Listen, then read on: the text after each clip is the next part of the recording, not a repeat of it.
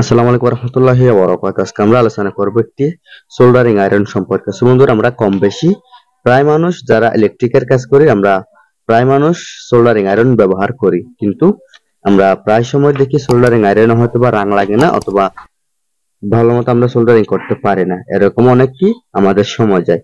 তো যাদের সোল্ডারিং আয়রনের মধ্যে সোল্ডারিং হয় না, তারা সর্বপ্রথম প্রাথমিকভাবে যে ট্রিটমেন্ট গুলো করবেন, আমি ওই ট্রিটমেন্ট গুলো সম্পর্কে আলোচনা করব।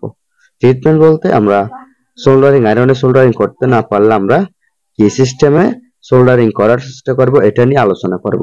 সো বন্ধুরা, আমরা যারা আয়রন করি তাদের ক্ষেত্রে রেজন এবং লিড, এরপর একটি আয়রন, তিনটা জিনিসের সমন্বয়ে আমরা আয়রন করে থাকি, অর্থাৎ তারের মধ্যে ঝালাই করে থাকি। তো অনেক সময় দেখা যায় আমরা সোল্ডারিং করার ক্ষেত্রে এই যে যেটা সামনের বিট আছে, এই বিট কালো হয়ে যায়। দেখেন, এই যে এই বিট কালো হয়ে যায়। তো এই বিট কালো হয়ে গেলে আমরা কি করি, হয়তোবা আমরা এখানে বিট সাদা করার জন্য ছুরি অথবা আমাদের যেটা রেড বলে অনেকে, করাত ধার দিয়ে এরকম, এই যে এরকম রেড ব্যবহার করি। কিন্তু এইরকম রেড এবং ছুরি অন্যান্য কিছু ব্যবহার করার কারণে যেটা সামনের বিট থেকে ওটা আরো নষ্ট হয়ে যায়। এমনিতেই তো সোল্ডারিং হচ্ছে না, এর মধ্যে রেত এবং লোহার কোনো কিছু ব্যবহার করার কারণে আরো নষ্ট হয়ে গেছে। এখন আরেকটি কথা নিয়ে আপনাদেরকে আমি আলোচনা করি, সেটা হচ্ছে এই যে যে কোনো রকমের প্লাস্টিক, ঠিক আছে, এই যে মনে করেন এই যে এই বাল্বের বডি, এই বাল্বের গ্লাস, এইরকম কোন জিনিস যদি আয়রন দিয়ে এরকম পোড়াই অথবা ছিদ্র করি, ওই আয়রনের বিট নষ্ট হয়ে যায়। ঠিক আছে, তাহলে আমরা দুইটা জিনিস জেনে নিলাম। এক নম্বর হচ্ছে এরকম ছুরি অথবা রেত, এগুলো দিয়ে আমরা আয়রনের সামনের মাথাটা পরিষ্কার করব না। আরেকটি কথা জেনে নিলাম, সেটা হচ্ছে প্লাস্টিকের কোনো জিনিস আয়রন দিয়ে পোড়াবো না। ঠিক আছে, দুইটা গেল।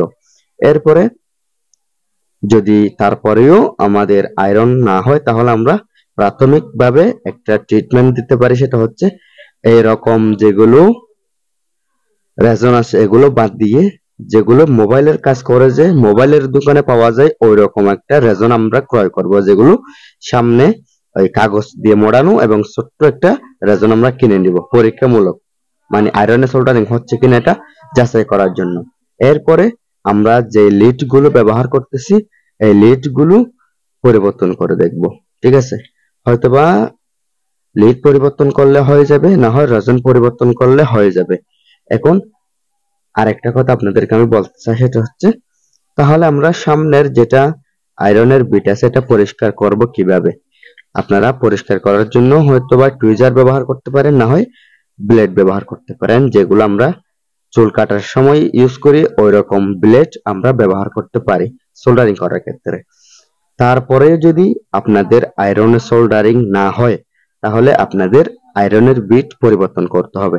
তবে হ্যাঁ, এখানে আরেকটা কথা আপনাদেরকে আমি বলে রাখি, সেটা হচ্ছে এই যে অনেক সময় দেখা যায় ভোল্টেজ কম থাকার কারণে সোল্ডারিং হয় না, এটা কিন্তু অনেকে জানেন না। ঠিক আছে, বিদ্যুতের ভোল্টেজ যদি কম হয়, তাহলে অনেক সোল্ডারিং আয়রনের মধ্যে সোল্ডারিং হবে না, সোল্ডারিং করা যাবে না। যেমন আমি আমার আয়রনের কথা বলি, আমার এই সোল্ডারিং আয়রনটি হচ্ছে এক্সপার্ট, এটা যে কোনো অবস্থাতেই সোল্ডারিং করা যায়, এবং এটার সামনের বিট যেটা সেটা খুব অত্যাধুনিক। তারপরেও এই আয়রন দিয়ে আমি মাঝে মধ্যে সোল্ডারিং করতে পারি না, যখন বিদ্যুতের ভোল্টেজ কম থাকে। বিদ্যুতের ভোল্টেজ কম থাকার কারণে আমি এই আয়রন দিয়েও অনেক সময় সোল্ডারিং করতে পারি না।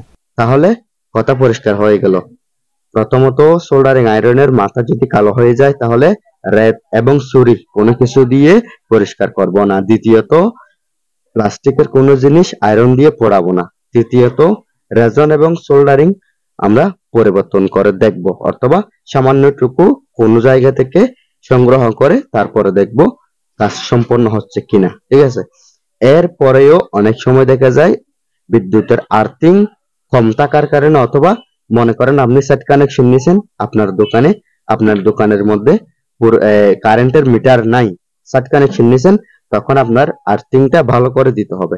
তারপরেও যদি আপনার দোকানে মিটার থাকে, মিটার থাকার পরেও জ্বলতেছে না, হ্যাঁ, হিট হচ্ছে না। তো বন্ধুরা, তো আমি আপনাদেরকে যেটা বললাম, আপনারা আমি যেরকম বলতেছি এরকম করে যদি আপনারা সোল্ডারিং করেন, আশা করি প্রাথমিক পর্যায়ে আপনাদের আয়রনের সমস্যা ঠিক হয়ে যাবে।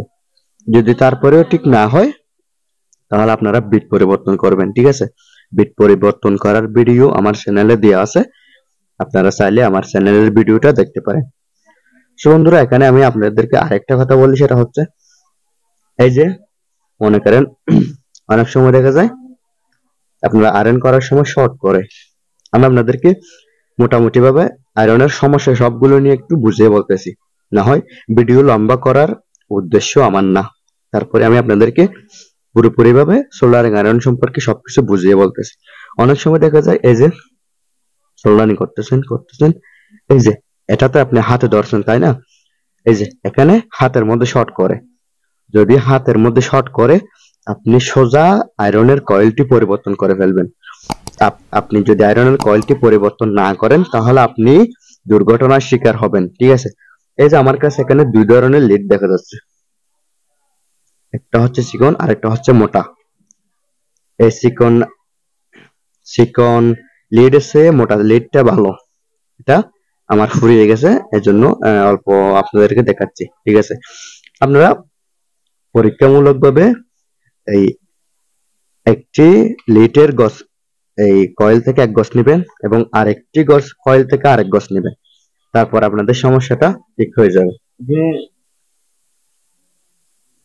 তো আমি আপনাদেরকে যেটা বললাম, আয়রনের সমস্যা এবং আয়রনের বিটের সমস্যা, আয়রনের কয়েলের সমস্যা, সবকিছু মিলিয়ে আপনাদেরকে আমি একটা সুন্দর একটি দিক নির্দেশনা দিলাম।